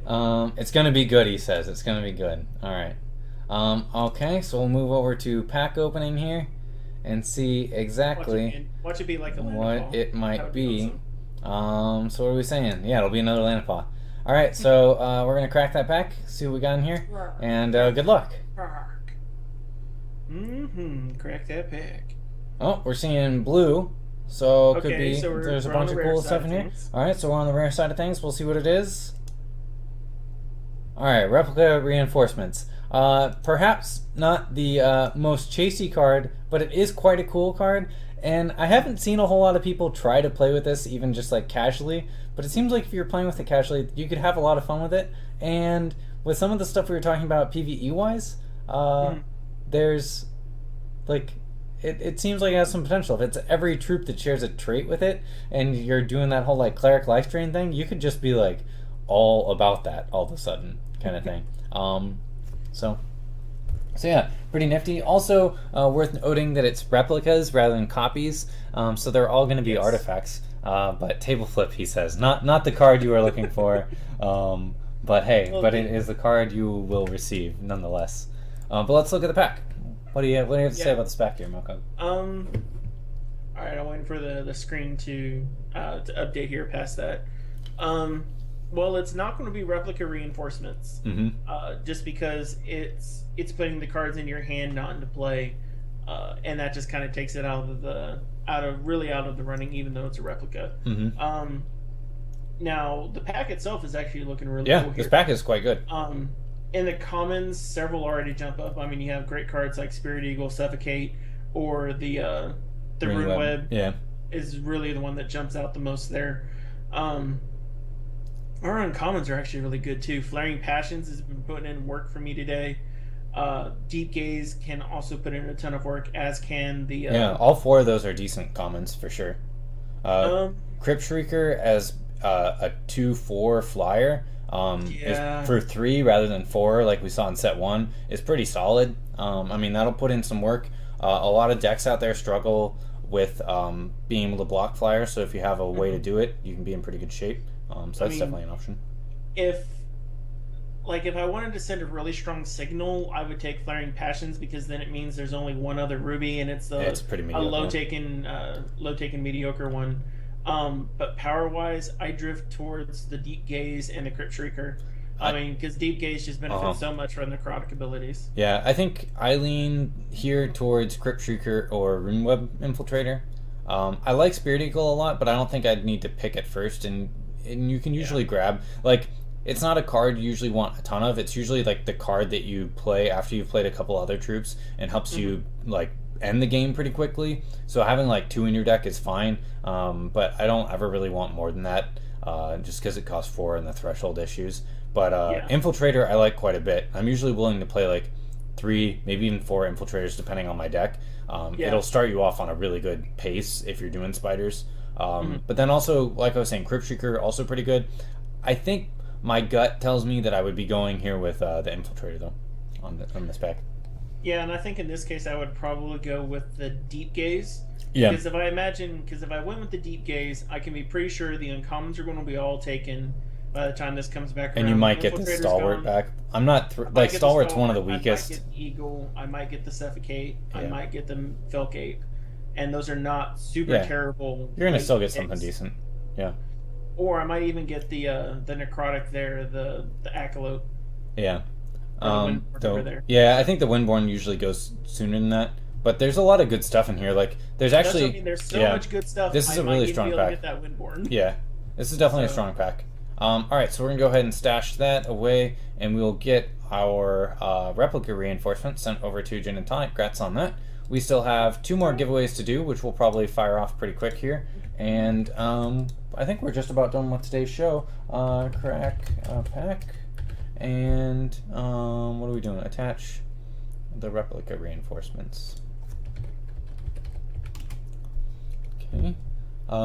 There were quite a bit of other stuff spoiled in the last week, but I don't know if we're going to have time to talk about it tonight because we were spending so much time on the talents, which we knew we were going to be doing. And we talked about quite a few spoilers last week, so I think next week we'll probably be able to do another spoiler recap, more or less. Although by then we'll have had even more stuff spoiled. So we got our work cut out for us. But that has been sent over, so congrats on that.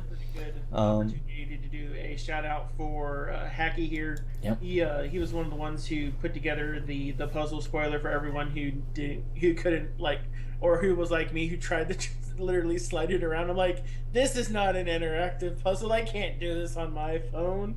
I'm glad that he put it together for everyone. There was a couple of folks who did that since we were on spoilers. If you haven't found it yet, Scraptooth Mangler. He's awesome. Go find him. Yeah, he's pretty cool. And then, let's see. So the 5-shard spoiler page is back up, and they just put that out again here recently. And so it's pretty good on the up-to-date fun stuff here. Yeah. So that's definitely worth running around and checking stuff out here. Then, let's see. We didn't have any other spoilers for today, but considering all the cool stuff we've got, have we shown off that sleeve yet? Because that's... Yeah, we talked about it, but we didn't actually show it. Let me bring the window back up, and we'll at least show that off real quick. They were just talking about the location that they're going to be having the esports tournament, the invitational, at. And let's see, what do I need? I need XSplit, and we're going to do... oh, yeah, I actually had it back up. Perfect. So there's that. Because I think this post is probably worth jumping into a little bit because it's pretty fresh. Yeah, there's not as much to talk about. It's more of like because I imagine Hex is pretty our player base is spread pretty widely across the world, that I don't expect there's going to be a ton of people coming out to the very first one, but it's definitely cool that they're going to be having it.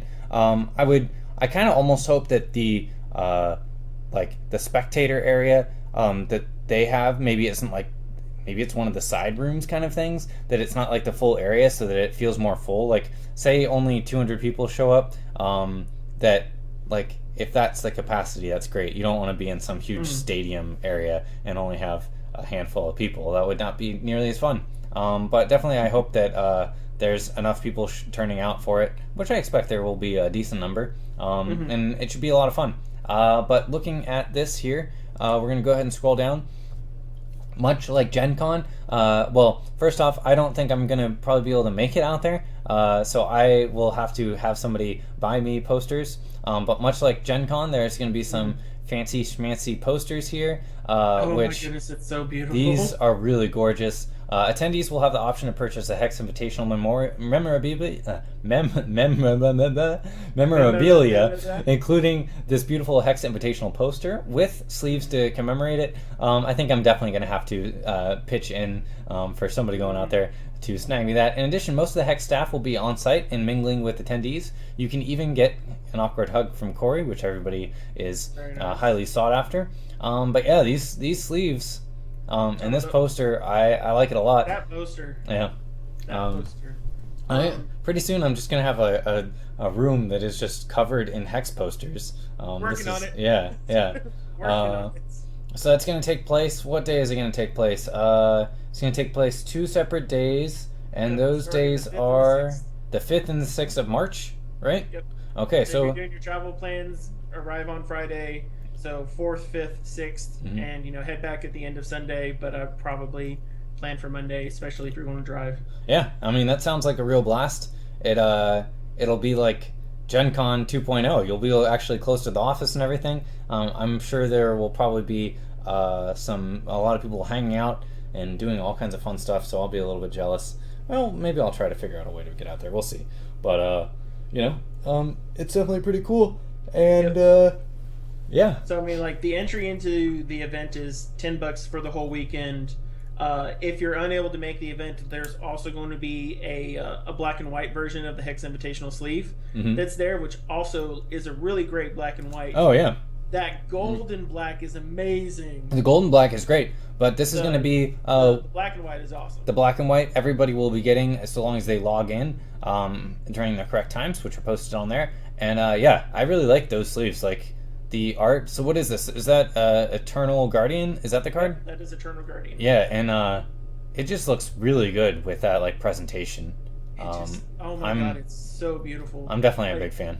I had to just start, like, I saw it, I'm like, everyone must know about this immediately. Yeah. I stopped what I was doing, I'm like, it's going on Twitter, make sure it goes over to Facebook, it's got to go on the Reddit, and we got to send messages to everyone. But yeah, so this is pretty cool. It would be easy to say I lost my shit over this one. Yeah. And I just really the biggest thing I really like about the posters is that we have very few physical things that carry in out of the game, and I like that the posters mirroring the sleeves is that fun thing that you can take away. Mm-hmm. And I like that, you know, they remembered it's always absolutely crucial for our community to make sure that, you know, if you're watching it live, you want to have those a version of those sleeves.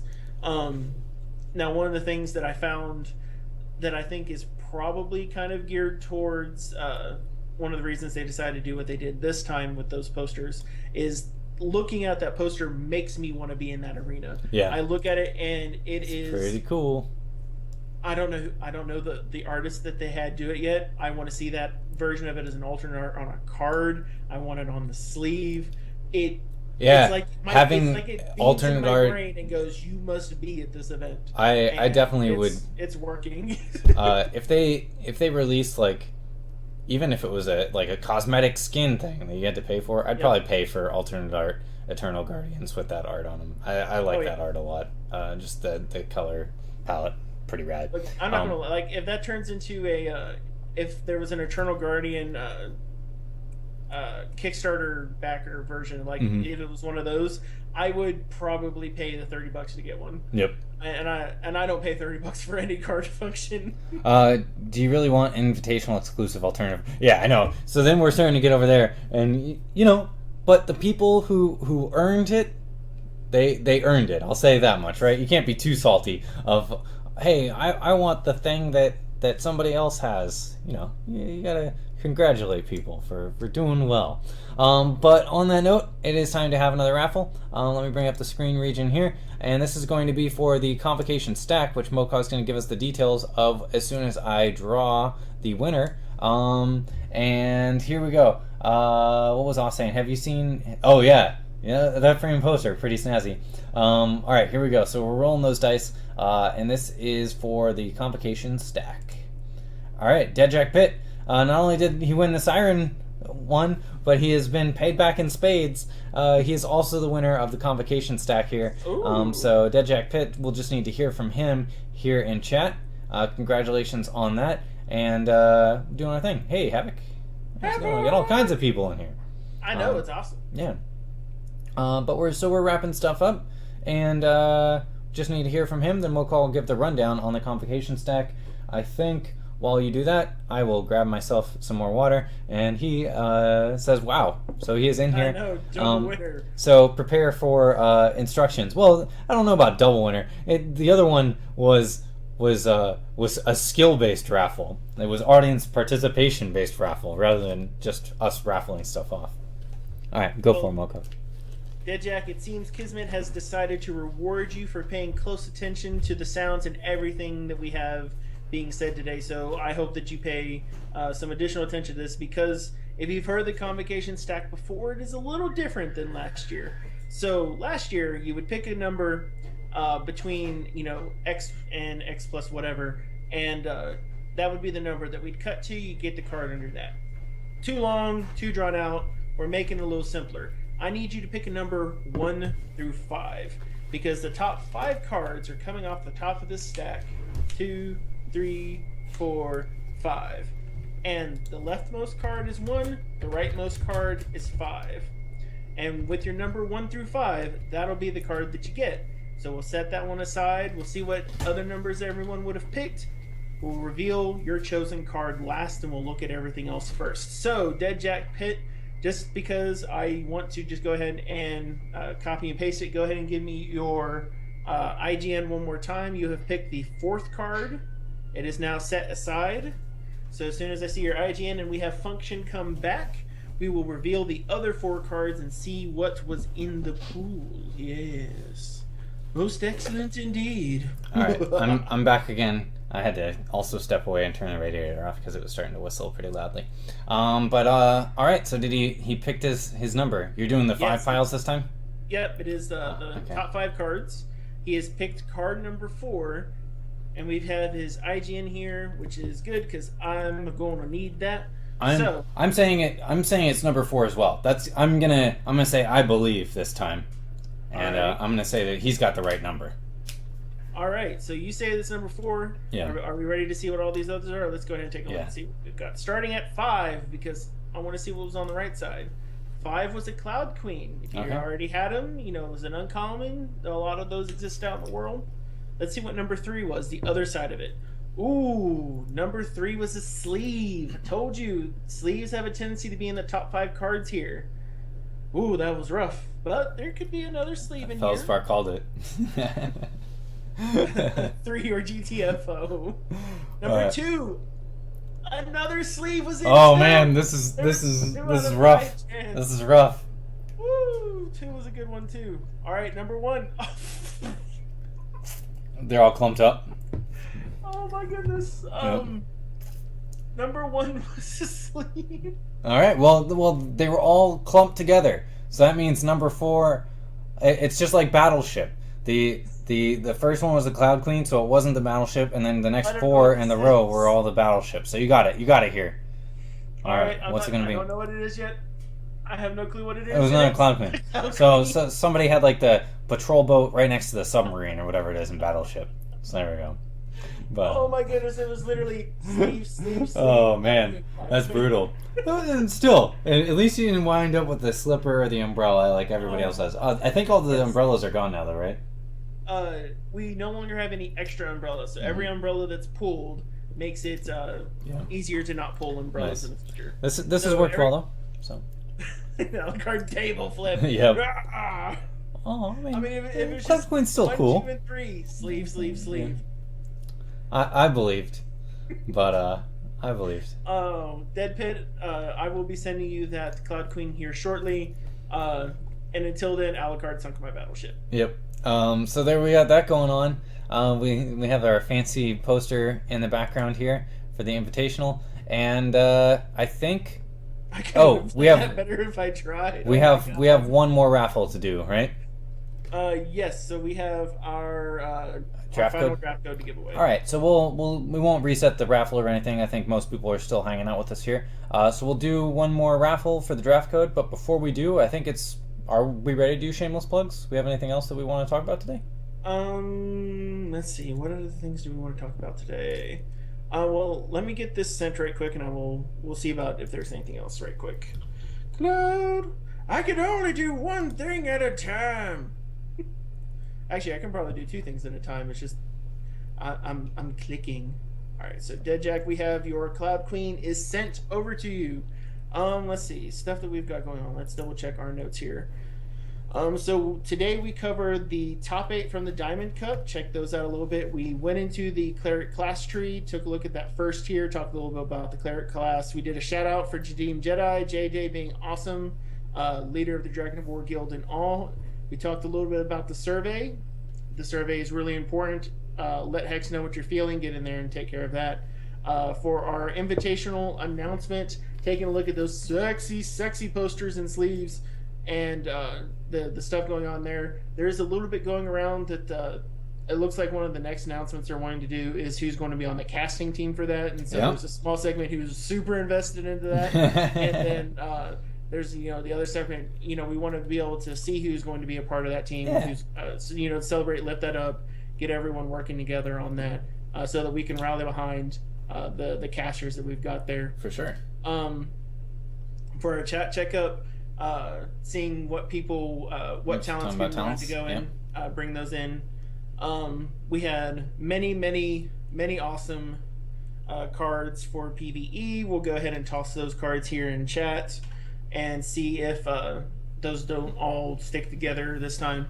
You got it. So people can check those guys out. Mm-hmm. So we skipped over our top buys and sells. The market's kind of in its own interesting little spot right now. Yeah. I think we've done our Cracker Pack. We've done all 5 of our giveaways. We've given away Money Ball. We gave away all sorts of good stuff today. Yeah. And it's only 8:30.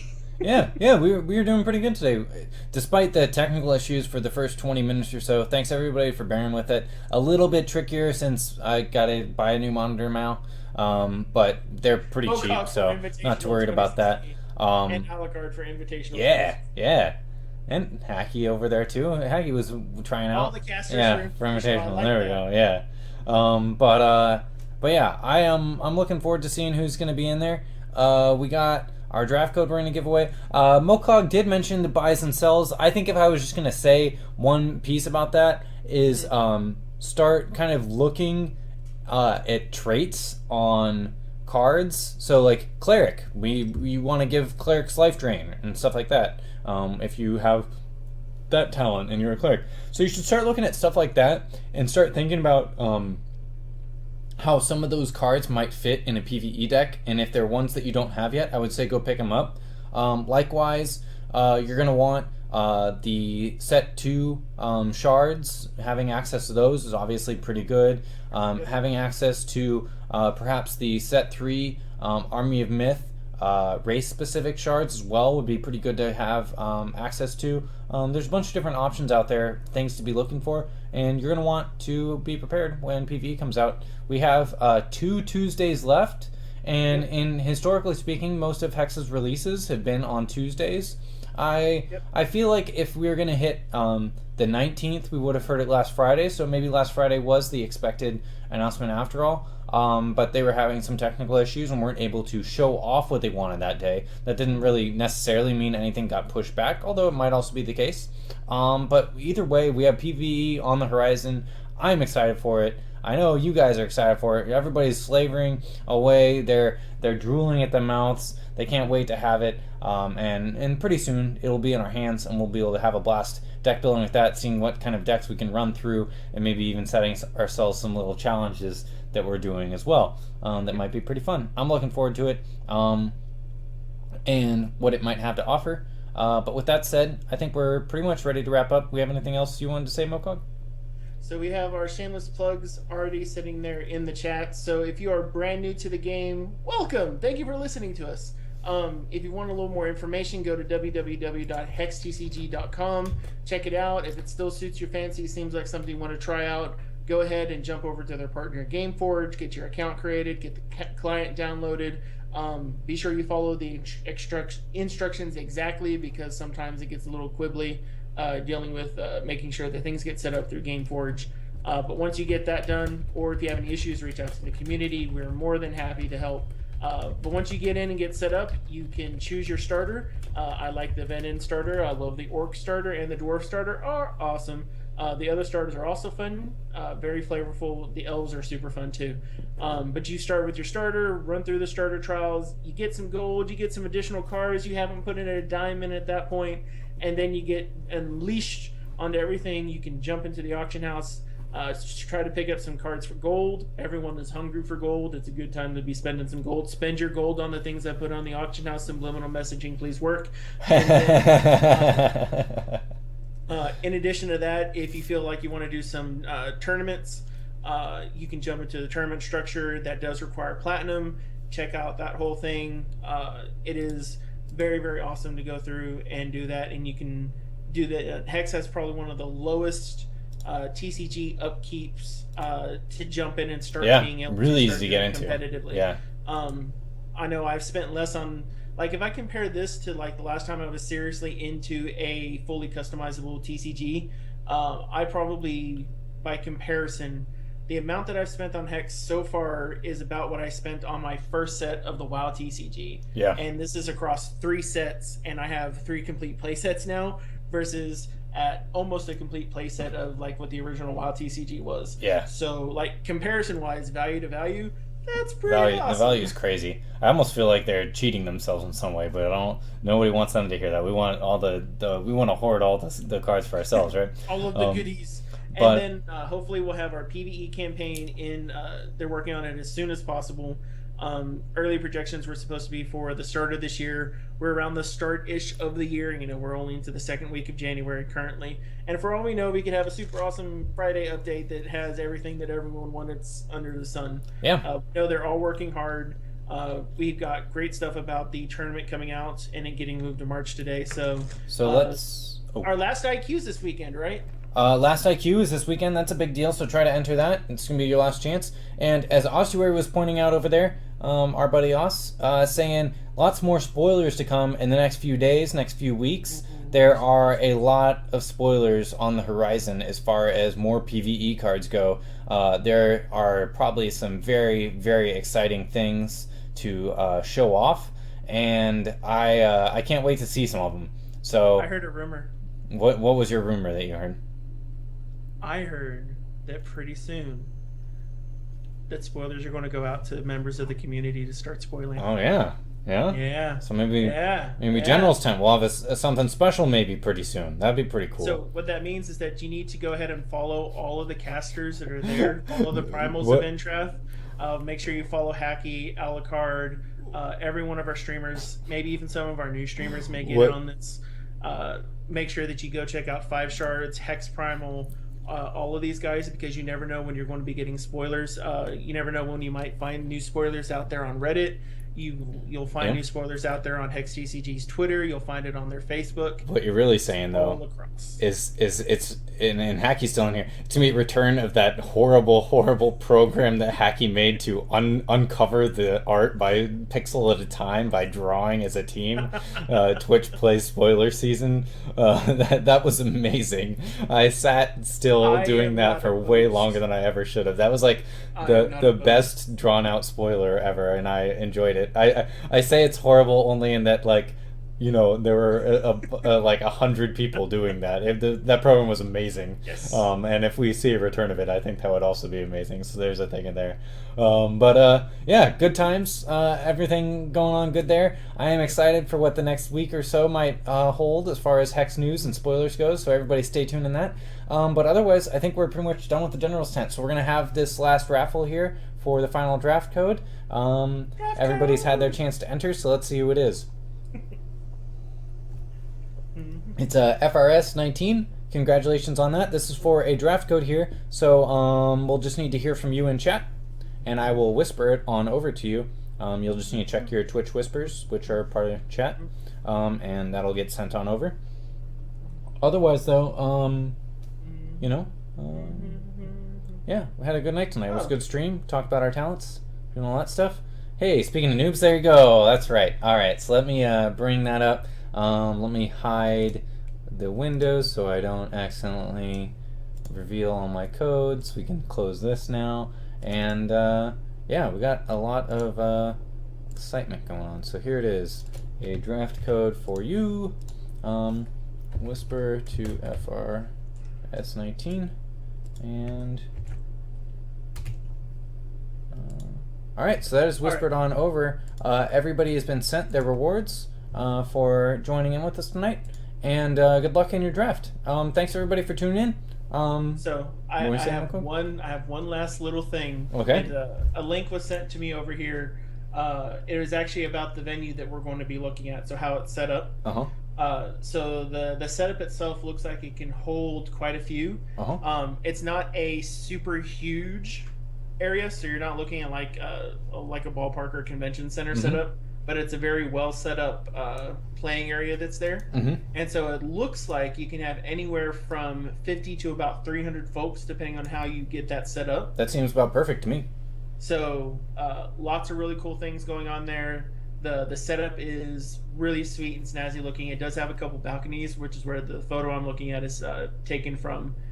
Really awesome looking there. Very so cool. There are a couple things on that. Hopefully that means that we have anywhere from like 600 to 800 posters, guys, so that we can get multiples every single one of the days. And just like I said on the forums, let's make sure the venue sells out like immediately of posters. So the more we tell and support the idea of there being posters, the more we can keep trying to talk them into having a swag store that we can buy physical goods from them for. Yeah. I'm saying I want a T-shirt version of this alternate art. I want them on a cap right here. I want Hex. You know, I want the look of that poster. I would buy physical sleeves with the black and white art of that Eternal Guardian on them in a heartbeat. I need to sleeve up like some copies of some of my like Dominion and the DC deck builder and some of those cards that have been getting pretty worn and torn from events. Yeah. I gotta buy like a couple thousand sleeves, so it's definitely one of those where it is. I actually, best way to say it, I am positively thankful that we have such talented artists and graphical designers working on these awesome goodies, and I love that they keep trying to top themselves each time. The art in this game is just something else. Yeah, it is absolutely above amazing. And beyond. All right. And anyways, though. And I can talk about that for another 20 minutes. And it now function. Save them from my wrath. I'll save us all. All right, guys. Y'all have a nice night. Get some dinner if it is dinner time for you. Otherwise, good luck in the IQ if you're playing in it. Make sure that you have your qualifying tickets ahead of time. You only have a few days left to grind if you still need some. And other than that, just stay cool. Fill out that survey. Definitely fill out the survey. We should have another link in chat maybe with that in there, Mokog, if you wanted. But yeah, fill out the survey. Help them with some of their marketing data. Keep an eye on what's coming up as far as PvE spoilers go.